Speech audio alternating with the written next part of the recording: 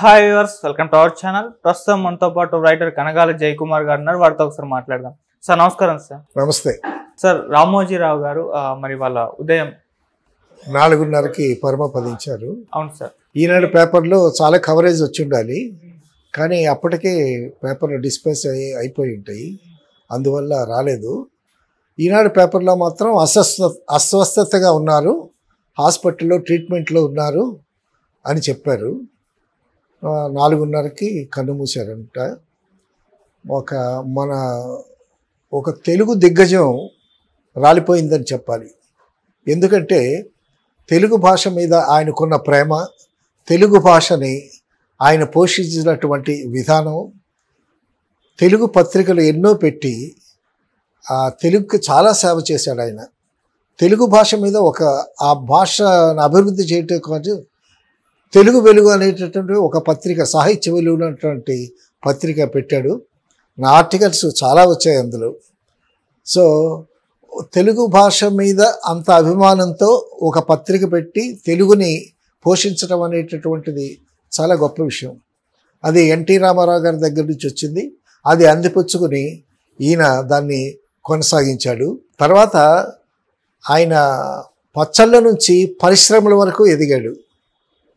So ఆయన పచ్చళ్ళ వ్యాపారం చేస్తూ తర్వాత పత్రికలు పెట్టి తర్వాత ఎన్నో పరిశ్రమలు స్థాపించి చాలా గొప్పగా ఎదిగి పద్మభూషణ్ అనేటటువంటి స్థాయికి చేరినటువంటి గొప్ప విజనరీ ఆయన.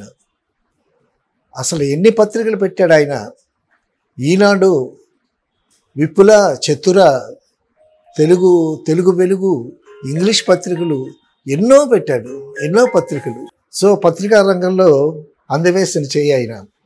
తర్వాత ఈ పత్రికల్ని అన్ని లాంగ్వేజెస్లో, ఆల్మోస్ట్ ఇండియన్లో మేజర్ లాంగ్వేజెస్ అన్నిట్లో ఆ పత్రికల్ని నడిపాడు. అలాగే ఈటీవీ ఛానల్ పెట్టాడు ఆయన. ఈటీవీ ఛానల్ పెట్టి అలాగే అన్ని లాంగ్వేజెస్లో ఈటీవీ కార్యక్రమాలు చేశాడు. అసలు టీవీ రంగంలో ఒక సంచలనం తీసుకొచ్చి టాప్ పొజిషన్లోకి వెళ్ళినటువంటి వ్యక్తి, చాలా విజనరీ ఆయన. ఈటీవీ ద్వారా ఎన్ని రకాల సర్వీసెస్ చేశాడో చెప్పలేము.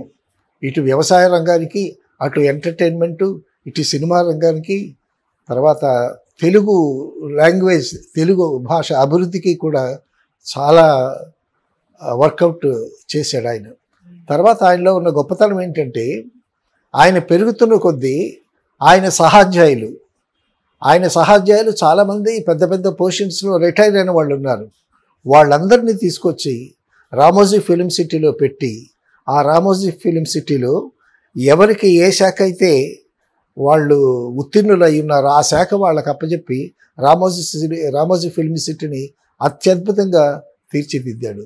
ప్రపంచంలోనే ఒక మంచి స్టూడియోగా తీర్చిదిద్దాడు. రామోజీ ఫిలిం సిటీలోకి వెళితే ఒక భూతల స్వర్గంలోకి వెళ్ళినటువంటి ఆనందంగా ఉంటుంది.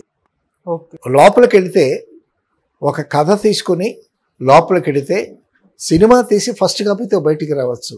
అన్ని ఫెసిలిటీస్ అరేంజ్ చేశాడు ఆయన. దానివల్ల ఎంత ఖర్చు కలిసి వస్తుంది, సమయం కలిసి వస్తుంది, ఖర్చు కలిసి వస్తుంది. తర్వాత అవుట్డోర్లో వెళ్ళేటప్పుడు జనాల ఒత్తిడి, కేకలు అటువంటివి లేకుండా ఉంటాయి. ఎన్నో సౌలభ్యాలు ఉన్నాయి. ఆ విధంగానే లోపలే హోటల్స్ పెట్టాడు. తర్వాత వైజాగ్లో చాలా చోట్ల మంచి మంచి హోటల్స్ పెట్టాడు. సో తర్వాత చిట్ ఫండ్స్ పెట్టాడు ఆయన. చిట్ ఫండ్స్ రంగంలో కూడా అడుగుపెట్టి ఆ చిట్ ఫండ్స్ ఆ మార్గదర్శిలో మనం కడితే చాలా సేఫ్గా మన డబ్బులు మనకి వస్తాయనేటటువంటి భరోసా ఉంది. కొన్ని మిగతా చిట్ ఫండ్స్ని నమ్మలేము. సో అటువంటి భరోసా కూడా ఇచ్చినటువంటి వ్యక్తి. తర్వాత సినిమాలు తీశాడు ఆయన, బడ్జెట్లో సినిమాలు తీశాడు. సో చిన్న చిన్న సినిమాలు, మంచి కథని ఎన్నుకొని ఆ కథని తగ్గట్టు చిన్న చిన్న ఆర్టిస్టులని పెట్టి ఒక మంచి డైరెక్టర్ పెట్టి ఆ డైరెక్టర్స్ని కూడా చాలా చక్కగా సెలెక్ట్ చేసుకుని పెట్టాడు. ఒక పత్రికలో వచ్చినటువంటి ఒక ఐటెం తీసుకొని ఆయన సినిమా తీయించాడు. సో మయూరి అనేటటువంటి సినిమా ఉంది. అందులో ఒక అమ్మాయి భరతనాట్యం నేర్చుకుంది, బాగా పబ్లిక్ లైఫ్లో భరతనాట్యం నేర్చుకుంది. యాక్సిడెంట్లో కాళ్ళు పోయాయి. యాక్సిడెంట్లో కాలిపోతే ఆ భరతనాట్యం చేయాలనేటటువంటి ఆ కోరిక చావలేదు అమ్మాయికి. అప్పుడు ఆర్టిఫిషియల్ లెగ్ వేసుకుని భరతనాట్యం చేసి మెప్పించింది మళ్ళా. సో అది న్యూస్ బులెటిన్గా వచ్చింది పేపర్లో. ఆ న్యూస్ బులెటిన్ తీసుకుని డైరెక్టర్ సింగీతం శ్రీనివాసరావు గారికి ఇచ్చి దాని మీద కథ తయారు చేయించి అప్పుడు ఆ పాత్ర వేయటానికి ఎవరని ఆలోచించారు. ఇప్పుడు కాళ్ళు లేకుండా చూపించాలి కదా, ఆర్టిఫిషియల్ లెగ్ ఫిక్స్ చేయాలంటే ఆ మొండికాలు చూపించాలి. అయితే వాళ్ళకి ఎవరు దొరకకపోతే సింగీతం శ్రీనివాసరావు గారు అమ్మాయిని ట్రై చేద్దామండి అని అన్నారు. అమ్మాయిని ట్రై చేద్దామనంటే ఎలాగండి, ఆ అమ్మాయి చేయగలదా, యాక్ట్ చేయగలదా? ఇప్పుడు డాన్స్ చేయటమే కాదు కదా, నటించాలి, హావభావాలు, ఫేషియల్ ఎక్స్ప్రెషన్స్, డైలాగ్ చెప్పాలి, ఇవన్నీ ఉన్నాయి కదా అని అంటే ట్రై చేద్దామండి అని చెప్పి రామోజీరావు గారు వాళ్ళిద్దరు కూడబలుకొని ఆ అమ్మాయిని తీసుకొచ్చారు. తీసుకొచ్చి ఆ అమ్మాయికి డాన్స్ అయితే చేస్తుంది, ఆ అమ్మాయికి యాక్టింగ్ నేర్పించి ఒక వర్క్షాప్ అలాగా చేయించి డైలాగులు ఎట్లా చెప్పించాలో ట్రైనింగ్ ఇచ్చి ఆ అమ్మాయి చేత సినిమా తీశారు. అదే మయూరి. చాలా అద్భుతంగా అయింది సినిమా. అలాగే ఏదన్నా ఒక గమ్మత్తైన న్యూస్ ఐటెం ఏదన్నా వస్తే దాన్ని కథగా తయారు చేసి, సో ఆల్రెడీ పబ్లిక్ తెలిసినటువంటి విషయం అది. సో అటువంటి విధంగా సినిమా చేసి చూపిస్తే ప్రజలు కూడా చాలా ఇంట్రెస్టింగ్గా ఉంటుంది. అలాగే చాలామంది డైరెక్టర్ని ఎంకరేజ్ చేసి, తర్వాత 1-2 సినిమాలు చేసినటువంటి డైరెక్టర్స్ని కూడా ఎంకరేజ్ చేసి చాలా అద్భుతమైనటువంటి దగ్గర దగ్గర ఒక 50-60 సినిమాలు చేశాడు ఆయన. అలాగే ప్రతిఘటనని ఒక అద్భుతమైనటువంటి టి కృష్ణ చేత ఒక అద్భుతమైన సినిమా తీయించాడు. అందులో చాలా ఒక క్లాస్ రూమ్లో ఒక టీచర్ విజయశాంతి, ఆ క్లాస్ రూమ్లో టీచర్ మీద బోర్డు మీద అశ్లీలంగా ఏవో రాస్తారు స్టూడెంట్స్. అప్పుడు ఈ అమ్మాయి వచ్చి చూసి అక్కడ ఆ క్లాస్ రూమ్లో అమ్మాయికి ఒక పాట పెడతారు. అంటే ఒక స్త్రీని బిలిటిల్ చేసేటటువంటి విధంగా అక్కడ బోర్డు మీద రాసుంటే అప్పుడు ఆ అమ్మాయి ఇన్స్పైర్ అయ్యి, సో వాళ్ళకి క్లాస్ రూమ్లో ఒక పాట పెట్టి అద్భుతంగా వేటు సుందరమూర్తి గారు అద్భుతంగా ఆ పాట రాశారు. ఆ పాట ఒక ఎమోషన్తో రాశాడు ఆయన. రాసి రామోజీరావు గారికి ఇచ్చి, సార్ మీరు ఎడిటర్ కదా, ఈ పాట చాలా పెద్ద పాట వచ్చింది ఇది, కాబట్టి దీన్ని కాస్త మీరు ఎడిట్ చేయండి అని అన్నాడు. రామోజీరావు గారు చదివి ఈ పాటలో ఒక్క లైన్ కూడా తీయటానికి వీల్లేదు, చాలా బాగుంది అన్నాడు. ఆ పాట ఏంటంటే, ఈ దుర్యోధన దుశ్శాసన దుర్వినీతి లోకంలో అని ఎత్తుకుంటుంది, చాలా అద్భుతంగా ఉంటుంది. తర్వాత ఆ స్టూడెంట్స్కి చెప్పుద్ది, మీరు పుట్టింది మర్మస్థానం కాదది మీ జన్మస్థానం అని అంటుంది. చాలా అద్భుతమైనటువంటి ఎక్స్ప్రెషను. సో ఆ విధంగా ఒక మంచి పాట రాయించటంలోనూ, ఒక మంచి సబ్జెక్టు తీసుకుని డైరెక్ట్ చేయించటంలోనూ, మంచి కథ ఎన్నుకోవటంలోనూ రామోజీరావు గారికి కథ చెప్తే ఎవరైనా చిన్నోడైనా పెద్దోడైనా కథ చెప్తే నచ్చితే వెంటనే సినిమా అయిపోతుంది. ఆ విధంగా 60 సినిమాలు తీయించాడు ఆయన. సో ఆ సినిమా సెక్షన్కి ఒక్కొక్క శాఖకి ఒక్కొక్క ఎక్స్పర్ట్ని పెట్టాడు ఆయన. సినిమా శాఖకి ఒక ఎక్స్పర్ట్ని, తర్వాత చిట్ ఫండ్కి కొంతమంది ఎక్స్పర్ట్స్ని ఇలాగ పెట్టి రామోజీ ఫిల్మ్ సిటీలోని సినిమాలు తీసేటటువంటి సౌలభ్యాలన్నీ కల్పించాడు. రామోజీ ఫిల్మ్ సిటీలో ఫస్ట్ సినిమా మేమే చేసాం. అదేంటంటే మా నాన్నకు పెళ్ళి. అది ఆ సినిమా తీస్తుండగా ప్రొడ్యూసర్ దగ్గర డబ్బులు అయిపోయాయి. డబ్బులు అయిపోతే అప్పుడు రామోజీరావు గారే ఆ సినిమా కొనుక్కొని, అప్పటికే 40 లక్షలు ఖర్చు అయ్యాయి.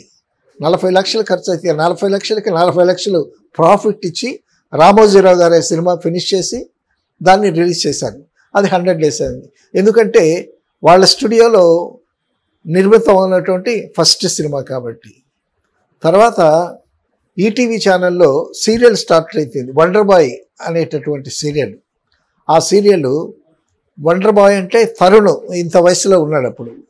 ఆ తరుణ్ కుర్రాడు కాబట్టి, పిల్లాడు కాబట్టి, ముందు పిల్లలకి సంబంధించినటువంటి సీరియల్ ఒకటి తీద్దాము, అప్పుడు టీవీ చూడటానికి పిల్లలు ఆసక్తిగా వస్తారు, పిల్లలు వచ్చేటప్పుడు తల్లులు కూడా వస్తారు. ఆ విధంగా మోటివేట్ చేసి ముందు పిల్లల మీద ఒక సబ్జెక్ట్ తయారు చేసి వండర్ బాయ్ అనేటటువంటి సీరియల్ చేశాము. దానికి దర్శకుడు మా మిత్రుడు చేశాడు, నేను కూడా కో-డైరెక్టర్గా పనిచేశాను ఆ సినిమాకి. ఆ విధంగా ఛానల్స్ కానీ, పత్రికలు కానీ, చిట్ ఫండ్ కానీ, తర్వాత హోటల్స్ కానీ, రామోజీ ఫిలిం సిటీ కానీ, పచ్చడితో ప్రారంభమైనటువంటి అటువంటి వ్యక్తి ఎంత ఎత్తుకు ఎదిగాడు. తెలుగు భాష మీద ఎంత మక్కువ ఆయనకి, తెలుగు రచయితల్ని, తెలుగు కవుల్ని ఎంతోమందిని ప్రోత్సహించాడు. తర్వాత ఈనాడు పేపరు అది ఒక పెద్ద సెన్సేషను. మన ఊళ్ళలో పేపరు కొన్ని ఊళ్ళలో మధ్యాహ్నానికి వచ్చేది, సాయంకాలానికి వచ్చేది, లేకపోతే నెక్స్ట్ డే వచ్చేది పేపరు. అసలు పేపరు తెల్లవారుజామున పేపరు ఎందుకు రాకూడదు అని తెల్లవారి 5-6 గంటలకే పేపరు వచ్చేటటువంటి ఒక వ్యూహం పన్ని, ఆ రాత్రికి రాత్రి పేపర్ల బండిల్స్ అన్నీ నైటే బళ్ళలో ట్రావెల్ అయ్యి తెల్లారి ఆ ఊళ్ళు చేరేటటువంటి ఆ రవాణా సౌకర్యం కనిపెట్టి చాలా అద్భుతమైనటువంటి ఒక పత్రికా రంగంలో విప్లవం అన్నమాట. సో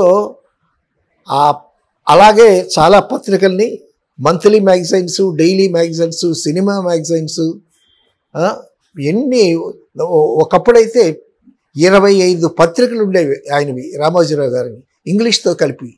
అలాగే మిగతా లాంగ్వేజెస్లో కూడా పత్రికలు, విపుల, చిత్ర ఇవన్నీ ఉన్నాయి. తర్వాత హోటల్స్, విశాఖపట్నం అటువంటి పెద్ద పెద్ద నగరాల్లో ఎంత అద్భుతమైనటువంటి హోటల్స్ రన్ చేశాడు ఆయన. తర్వాత ప్రతి జిల్లాలో ఈనాడు ఆఫీసు, అక్కడ స్టాఫు, దానికి సెక్యూరిటీ. సో ఎక్కడికక్కడ ఏదైనా చాలా ప్రముఖమైన వార్త వచ్చిందంటే వార్త వెంటనే అన్ని జిల్లాలకి ఆ ప్రెస్కి వెళ్ళిపోయేది, వెంటనే ఫస్ట్ పేజీలో వేసి వాటిని ప్రచురించారనమాట. అన్నీ అసలు ఎంత విజన్ అంటే, రామోజీరావు గారి దగ్గర చెప్పుకోవాల్సిన గొప్ప విషయం ఏంటంటే, ఇన్ని ఎస్టాబ్లిష్ చేశాడు ఆయన. ఇన్ని ఆయన ఒక్కడు చేసుకోలేడు కదా. కాబట్టి ఏంటంటే ఏ శాఖలకైతే ఎంతమంది ఉన్నారో వాళ్ళందరూ వీక్ తాలూకా ప్రోగ్రెస్ ఆయన దగ్గర చెప్పాలి. ఇప్పుడు సోమవారం అయిందనుకో, అంతకుముందు వీక్ ప్రోగ్రెస్ అంతా ఏమైందని ఆయన చెప్పాలి. వాళ్ళు సపోజ్ ఆయన అన్ని పేపర్లు రన్ చేయటమే కాదు, అన్ని పేపర్లు చదువుతాడు ఆయన, అన్ని పేపర్లు తిరిగేస్తాడంట. ఒక మ్యాగజైన్లో ఏదో అమెరికాలో కొత్త రకం బైక్ ఒకటి తయారైందనుకో, అది అది అది చూస్తాడు, చూసి ఆ బైకులు తీయండి అని అంటాడు. దానికి ఒక వ్యక్తిని పెట్టాడు. ఆ వ్యక్తి అన్ని పేపర్లు ఒక్కడే చూడలేదు కదా, ఆ వ్యక్తి పేపర్లన్నీ చదువుతాడు. పేపర్లన్నీ చదివి ఎక్కడైనా ఒక గమ్మత్తుగా అయినా ఒక కారు, లేకపోతే ఒక వెహికల్, అట్లాంటిది ఏదన్నా ఒక దేశంలో కొత్తగా ఇన్వెంట్ చేసి కనిపెట్టారనుకో, ఆ పేపర్ కట్టింగ్స్ తీయాలి, దాన్ని మార్క్ చేయాలి. ఆ కట్టింగ్స్ అన్ని తీసుకొచ్చి, సార్ పోయిన వారం పలా పత్రికలో ఇంగ్లీష్ మ్యాగజైన్లో అమెరికాలో ఒక పెద్ద కార్ ఒకటి తయారు చేశారండి, అది ఫ్యూయల్ చాలా తక్కువ కన్స్యూమ్ చేస్తుంది అని దాని డీటెయిల్స్ అన్నీ ఆయనకి చెప్పాడనమాట. చెబితే సో ఇది ఇట్లాంటివి ఒక 2 బుక్ చేయండి. సో ఆ విధంగా బుక్ చేసి రామోజీ ఫిలిం సిటీలో విజిటర్స్ని ఎక్కించి తిప్పుతారు చూసారా. ఆ విధంగా ప్రపంచంలో ఎక్కడ కొత్తగా ఇన్వెంట్ అయిన ఒక మెషినరీ కానీ, ఒక వస్తువు ఏదైనా కానీ వస్తే అది దాని గురించి ఆ హిస్టరీ చెప్పాలి. అది కొంటే మనకి ఫీజిబుల్గా ఉంటుందండి, మన స్టూడియోకి, లొకేషన్స్కి చాలా బాగుంటుంది. తర్వాత ఎంత గొప్ప విషయం అసలు, రామోజీ ఫిలిం సిటీలో విమానం ఉంది, రైల్వే స్టేషన్ ఉంది, రైలు ఉంది, అన్నీ ఉన్నాయి. సో రామోజీ ఫిలిమ్స్లో డబ్బులు సంచులతో తీసుకుని ఎంటర్ అవ్వాలి, కానీ ఫస్ట్ కాపీ తీసుకుని రావచ్చు. అవును. తర్వాత అక్కడ సితారా హోటల్, తర్వాత మరొక హోటల్ ఒకటి ఉంది. ఈయన సితారా హోటల్ మేడ మీద రెసిడెన్స్. మేము వెళ్ళి చూసాం అదంతా. చూస్తే ఈ సితారా హోటల్ మేడ మీద ఈయన రెసిడెన్స్, ఆ రెసిడెన్స్ మీద హెలికాప్టర్ వచ్చి ఆగుతుంది. సో అంత చక్కగా ప్లాన్ చేసుకున్నాడు ఆయన. తర్వాత సెక్యూరిటీ, ఎంత పకడ్బందీ సెక్యూరిటీ, కొన్ని వేల ఎకరాలు, కొన్ని లక్షల కోట్లు కదా రామోజీ ఫిల్మ్ సిటీ అంటే, మామూలు మాటల. సో ఎక్విప్మెంట్ కానీ కెమెరాలు కానీ చాలా కాస్ట్లీ క్యాంపస్ అది. సో లోపలికి వెళ్ళటానికి మన కారులో వెళ్ళటానికి వీల్లేదు. మన కారు బయట పార్క్ చేయాలి. తర్వాత మనం ఎందుకు వెళుతున్నామో పర్మిషన్ ముందు తీసుకోవాలి. ఆ పర్మిషన్ లెటర్ చూపించి, లేకపోతే తెలిసిన వాళ్ళ చేత లోపల నుంచి ఫోన్ చేయించి, సో హీ కెన్ బి లోపలికి అతను పంపించవచ్చా అని. ఇప్పుడు మేము కథ చెప్పడానికి వెళ్ళేటప్పుడు కూడా లోపల నుంచి పర్మిషన్ వాళ్ళు ఫోన్ చేస్తే అప్పుడు మమ్మల్ని లోపలికి పంపించారు. ఈ విధంగా ఆస్తులకి సెక్యూరిటీ కూడా. తర్వాత రామోజీ ఫిల్మ్ సిటీని ఎంత చక్కగా బ్యూటిఫై చేశారంటే, ఇప్పుడు రామోజీ ఫిల్మ్ సిటీలో అన్ని రాళ్ళు రప్పలు కొండలే కదా, వాటి మధ్య అద్భుతమైనటువంటి పార్కులు, చిన్న చిన్న వాటర్ పాండ్స్, మంచి మంచి బిల్డింగ్స్, కలర్ఫుల్గా మంచి డిజైన్తో అవన్నీ చేయించాడు ఆయన. అయితే కొన్ని పెద్ద పెద్ద బండలు ఉన్నాయి, ఆ బండలను కూడా బ్యూటిఫై చేశారు. ఎట్లా అంటే ఒక బండ పగిలిపోయింది అనుకో, ఆ పగిలిపోతే మధ్యన గ్యాప్ ఉంటుంది. ఆ గ్యాప్లో మట్టి దట్టించి, అంటే మొక్కలు మొలవటానికి పనికొచ్చేటటువంటి మట్టి దట్టించి, ఆ మొక్కలు ఆ మధ్యన, ఆ రాళ్ల మధ్యన గ్యాప్లో క్రేపర్స్ లాగా మొక్కలు మొలిపించి, పువ్వులు పట్టించి, ఆ విధంగా రాక్స్ని కూడా చాలా బ్యూటిఫై చేయించాడు ఆయన. దానికి హార్టికల్చరల్ ఎక్స్పర్ట్ వాళ్ళ సహాధ్యాయుడు ఒక ఆయన హార్టికల్చరల్ డిపార్ట్మెంట్లో రిటైర్ అయిపోతే ఆయన ఇన్వైట్ చేసి ఆ శాఖకి అప్పగించాడు అనమాట. తర్వాత రామోజీరావు గారి ఫిలిమ్స్లో ప్రేమించు పెళ్ళాడని ఒక సినిమా చేసాం మేము, వంశీ డైరెక్షన్లో. అప్పుడు బాపిరెడ్డి గారు అప్రెంటిస్గా వచ్చారు. తర్వాత ఇప్పుడు చైర్మన్ రేంజ్లో ఉన్నాడు ఆయన, వైస్ చైర్మన్ రేంజ్లో ఉన్నాడు బాపిరెడ్డి గారు. ఆయన ఆ సినిమాకి అప్రెంటిస్గా వచ్చి, సో ఫిలిం మేకింగ్ మీద ఒక ఐడియా సంపాదించుకున్నాడు. సినిమా ఎలా తయారు చేస్తారు, కథ ఎలా తయారు చేస్తారు అని చూసి సినిమాలకు ఆయన కొన్నాళ్ళు ఇన్ఛార్జ్గా ఉన్నారు. సినిమా కథలు తయారు చేయడానికి ఒక వ్యక్తిని పెట్టాడు. అన్ని శాఖల్లో అందులో ట్రైనింగ్ అయిన వాళ్ళని, ఉత్తీర్ణులైన వాళ్ళని తీసుకొచ్చి ఆ శాఖల్లో పెట్టి, ఆ శాఖల ద్వారా ఆ రామోజీ ఫిలిం సిటీని అత్యద్భుతంగా బ్యూటిఫై చేశారనమాట. అబ్రాడ్ నుంచి కూడా, బాంబే నుంచి వచ్చి షూట్ చేస్తున్నారు, అబ్రాడ్ నుంచి కూడా వచ్చి సినిమాలు షూట్ చేసినటువంటి పరిస్థితి ఉంటుంది. మేము మా నాన్న పెళ్ళి షూట్ చేసేటప్పుడు అప్పుడు బాపిరెడ్డి గారు ఉన్నారు. బాపిరెడ్డి గారు మీకు ఏం కావాలన్నా ఇస్తామని అన్నారు. అనంటే సార్ క్లాప్ ఇవ్వటానికి ఒక విమానం కావాలి అన్నాను. ఓ ఇస్తానని అన్నాడు తమాషాగా. సో అక్కడ సర్వీస్ మైండెడ్ పీపుల్ని కూడా చాలామందిని ఎంపిక చేసి అక్కడ పెట్టడం అనేది. తర్వాత సీరియల్స్ ఎటువంటి అద్భుతమైనటువంటి సీరియల్స్ చేశాడు. ఆ సీరియల్స్ వల్ల ఎంతమంది ఆర్టిస్టులు, టెక్నీషియన్స్, కెమెరామెన్లు, ఎంతమందికి పని దొరికింది, ఎంతమందికి ఉపాధి దొరికింది. సో ఈ విధంగా రామోజీరావు అనేటటువంటి ఒక వ్యక్తి, ఆయన వ్యక్తి కాదు, పెద్ద వ్యవస్థ. అటువంటి వ్యవస్థను నడిపినటువంటి గొప్ప వ్యక్తి. తెలుగు భాష మీద చాలా అభిమానం, తెలుగు భాషని అభివృద్ధి చేయటానికి పాత్రికేయ ముఖంగా కానీ, తర్వాత జర్నలిజం ముఖంగా కానీ ఎంతో సేవ చేసినటువంటి గొప్ప వ్యక్తి. తర్వాత ఎన్టీ రామారావు గారు రాజకీయాల్లోకి వచ్చేటప్పుడు ఎన్టీ రామారావు గారు దేశమంతా తిరుగుతూ ఉంటే ఆయన్ని ఎంకరేజ్ చేస్తూ ఎన్టీ రామారావు ఆయన ఇప్పుడు పవన్ కళ్యాణ్ లాగే అప్పుడు ఆయన అవన్నీ వదులుకుని రాజకీయాల్లోకి వచ్చిన వాడు కదా. కాబట్టి నిస్వార్థ పరంగా దేశానికి సేవ చేసేటట్టు ఒక లీడర్గా వచ్చాడు ఆయన. అందువల్ల ఆయన్ని ఎంకరేజ్ చేసి ఆయన పార్టీ గెలవటానికి చాలా ఎంకరేజ్ చేసి ఆయన గురించి అద్భుతంగా రాసి ఎన్టీ రామారావు గారు సీఎం అవ్వటానికి పాత్రికేయ ముఖంగా రామోజీరావు గారు ఒక కారణమని చెప్పుకోవాలి. వాళ్ళ గురించి బాగా వ్రాసి మొత్తానికి పత్రికా ముఖంగా ప్రజల్లో చైతన్యం తెచ్చినటువంటి వ్యక్తిగా కూడా చాలా గొప్పగా చెప్పుకోవాలి రామోజీరావు గారిని. ఇంత వ్యవస్థని ఒక పచ్చళ్ళ డౌన్ టు ఎర్త్ ఉండేటటువంటి వ్యక్తి ఇన్ని సంస్థల్ని ఇంత వ్యవస్థని ఇంత గొప్పగా ఎంతోమందికి ఉపాధి అవకాశాలు కల్పించి ఎంతోమంది ఉపాధి అవకాశాలు కల్పించడమే కాదు వాళ్ళని తీర్చిదిద్ది వాళ్ళకి ప్రమోషన్స్ ఇచ్చి ఆ విధంగా తను కూడా పెరిగి వనరులు బాగా సృష్టించుకుని అసలు ఆంధ్రదేశమే కాదు ఒక సౌత్ ఇండియాలో కూడా చాలా గొప్ప వ్యక్తిగా వెలిగినటువంటి గొప్ప వ్యక్తి, గొప్ప విజనరీ. ఆయన చాలా సైలెంట్గా ఉంటాడు. మార్నింగ్ సెక్యూరిటీతో వాకింగ్కి వెళ్తూ ఉంటాడు. సో అన్ని 1,00,000 కోట్లు 1,000 కోట్లు 1,00,000 కోట్ల ఆస్తి. ఫిలిం సిటీ అంటే మామూలు కాదు కదా.